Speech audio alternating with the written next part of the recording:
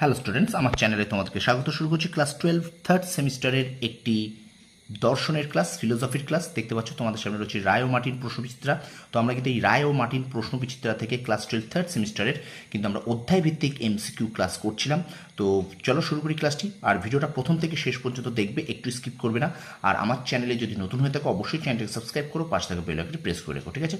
চলো শুরু করি class 12 third semester class 12 third semester Ray ও মার্টিন প্রশ্নবিচিত্রা থেকে ফিলোসফির অধ্যায়ভিত্তিক এমসিকিউ ক্লাস। তো আজকে কিন্তু আমরা অধ্যায়ভিত্তিক এমসিকিউ ক্লাসের আমরা সপ্তম পর্ব করবো। আজকে আমাদের 7th ক্লাস, ঠিক আছে? তো আমরা করছিলাম, দেখো এই অধ্যায়টা করছিলাম বেদান্তের প্রাথমিক ধারণা, ভারতীয় অধিবিদ্যা বেদান্তের প্রাথমিক ধারণা, এই অধ্যায়টা করছিলাম। এখান থেকে কিন্তু আমরা দেখো অনেকগুলোই প্রশ্ন করেছি। এখান থেকে প্রায় আমরা 15টা প্রশ্ন করে রেখেছি, ঠিক আছে? 6টা পর্ব কিন্তু আমাদের হয়ে গেছে। আজ কিন্তু সপ্তম পর্ব হবে। চলো 16 থেকে শুরু করবো। চলো শুরু করি ক্লাস 12 থার্ড সেমিস্টার দর্শনের অধ্যায় ভিত্তিক এমসিকিউ ক্লাস, রায় মার্টিন প্রশ্নবিচিত্রা থেকে ক্লাস নম্বর 7। তো অধ্যায়টির নাম বেদান্তের প্রাথমিক ধারণা, ঠিক আছে? চলো শুরু করি। বলছি দেখো, শঙ্করের মতে বিবর্তনের ড্যাশ স্তর, 3টি স্তর। আচ্ছা, পরের প্রশ্ন দেখো, স্তম্ভ মেলা আছে। এখানে হবে 1-এর বি, 2-এর সি, 1-এর বি, 2-এর সি, 3-এর ডি আর 4-এর এ। কি বললাম? 1-এর বি, 2-এর সি, 3-এর ডি, 4-এর এ, ঠিক আছে? আচ্ছা, পরের প্রশ্ন দেখো, অদ্বৈত বেদান্ত মতে জগতের দ্বৈততা অনুভবের কারণ অবিদ্যা। আচ্ছা, অদ্বৈত বেদান্তের মূল তত্ত্ব হলো নির্গুণ ব্রহ্ম। অদ্বৈত বেদান্তর মতে জীবের বন্ধন দশার কারণ হলো অবিদ্যা। আচ্ছা, বিবৃতি এবং কারণ আছে, দেখো এখানে হবে এ এবং আর দুটোই সঠিক এবং আর এর সঠিক ব্যাখ্যা, ঠিক আছে? 21 দাগের। আচ্ছা, 22 পঞ্চম বেদ কি? মহাভারত।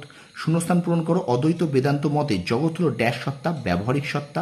আচ্ছা, শূন্যস্থান পূরণ করো, ব্রহ্মসূত্র গ্রন্থটি ড্যাশ অধ্যায় বিভক্ত, 4টি অধ্যায় বিভক্ত। স্টুডেন্টস, ভিডিওটা অবশ্যই কিন্তু একটু লাইক করো, কমেন্ট করো, শেয়ার করো, একটু শেয়ার করো, ঠিক আছে?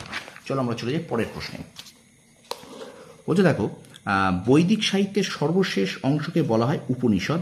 আচ্ছা, ব্রহ্মসূত্রের মোট পাদ সংখ্যা কত? 16টি। আচ্ছা, এবার দেখো নিচের সত্যগুলি সত্য মিথ্যা যাচাই করতে বলেছে। এখানে দেখো তোমাদের মোট 4টে আছে, তাই এখানে 1 সত্য, 2 মিথ্যা, 3 সত্য, 4 মিথ্যা, অর্থাৎ 1 ট্রু, 2 ফলস, 3 ট্রু, 4 ফলস। আচ্ছা, ঠিক আছে, এটা তোমরা একটু দেখে নাও, ওকে? আচ্ছা, পরের প্রশ্ন দেখো, বিবৃতি কারণ আছে। এখানে হবে এ ও আর উভয়ই সত্য, কিন্তু আর এর সঠিক কারণ ব্যাখ্যা করে না। তোমরা বিবৃতি কারণটা দেখে নেবে, উত্তরটা হবে কিন্তু 28-এর বি, এ ও আর উভয় সত্য কিন্তু আর এর সঠিক ব্যাখ্যা কারণ ব্যাখ্যা করে না। আচ্ছা, বেদান্তের প্রস্থানত্রয় হলো, এখানে দেখো এখানে অপশান সি হবে উত্তর, ঠিক আছে? অপশান সি, এর মধ্যে এই অপশান সিটা হবে 3টা, ওকে? আচ্ছা, নিচের কোন ডায়াগ্রামটি ক্রিয়া প্রতিক্রিয়াবাদকে নির্দেশ করে? এখানেও কিন্তু অপশান বি হবে 2 নম্বরটা, ঠিক আছে? এখানে 2 নম্বরটা হবে। এগুলো তোমরা ভালো করে দেখে নেবে প্রশ্নগুলো, এই ধরনের প্রশ্ন কিন্তু তোমাদের দেবে। আচ্ছা, 4টি বেদ হলো, এখানে কিন্তু 4 নম্বরটা হবে, অর্থাৎ এইটা সাম, যজু, অথর্ব, ঋক, ঠিক আছে? 4টি বেদ, ঠিক আছে? তারপর দেখো, বেদান্ত দর্শনের আচার্যগণের ক্রমটি হলো, এখানে হবে এটা, এই উত্তর 1-এরটা, অর্থাৎ বদরায়ণ, গৌড়পাদ, গোবিন্দাচার্য, শঙ্করাচার্য, ঠিক আছে?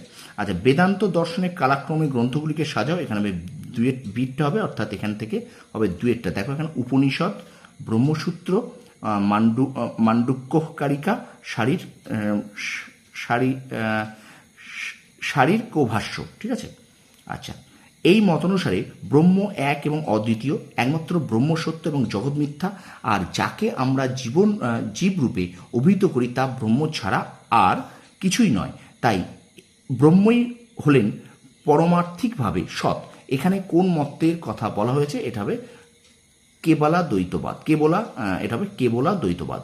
আচ্ছা, পরের প্রশ্ন দেখো, ইনি বেদ ব্যাস নামে খ্যাত। তিনি বেদান্তের উপর সূত্র গ্রন্থ রূপে ব্রহ্মসূত্র গ্রন্থটি রচনা করেছেন। ব্রহ্মসূত্রের উপর রচিত ভাষ্য গ্রন্থগুলির পরিপ্রেক্ষিত বেদান্ত দর্শনের বিভিন্ন সম্প্রদায়ের উদ্ভব হয়েছে। এখানে কার কথা বলা হয়েছে? বাদরায়ণের কথা বলা হয়েছে। পরেরটা দেখো, অদ্বৈত বেদান্ত মতে জীবের বন্ধন দশা বলতে বোঝায় দেহের সঙ্গে এর একাত্মবোধ, ঠিক আছে? ইনি নিত্য শুদ্ধ বুদ্ধ মুক্ত। ইনি নিজেকে দেহের সঙ্গে অভিন্ন বলে মনে করেন এবং নিজের জ্ঞাতা, ভোক্তা ও কর্তা রূপে জানেন।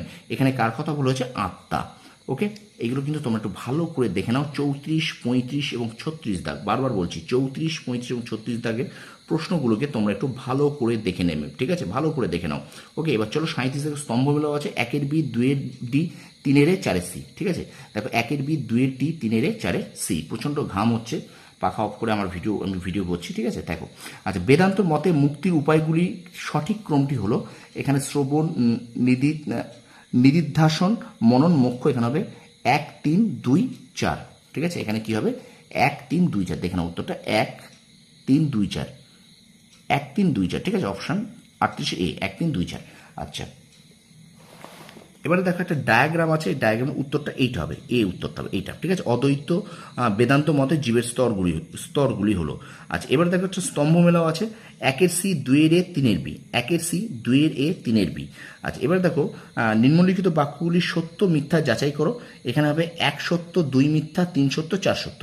1 মিথ্যা, 2 সত্য, 3 মিথ্যা, 4 সত্য। আবার বলছি 1 মিথ্যা, 2 সত্য, 3 মিথ্যা, 4 সত্য।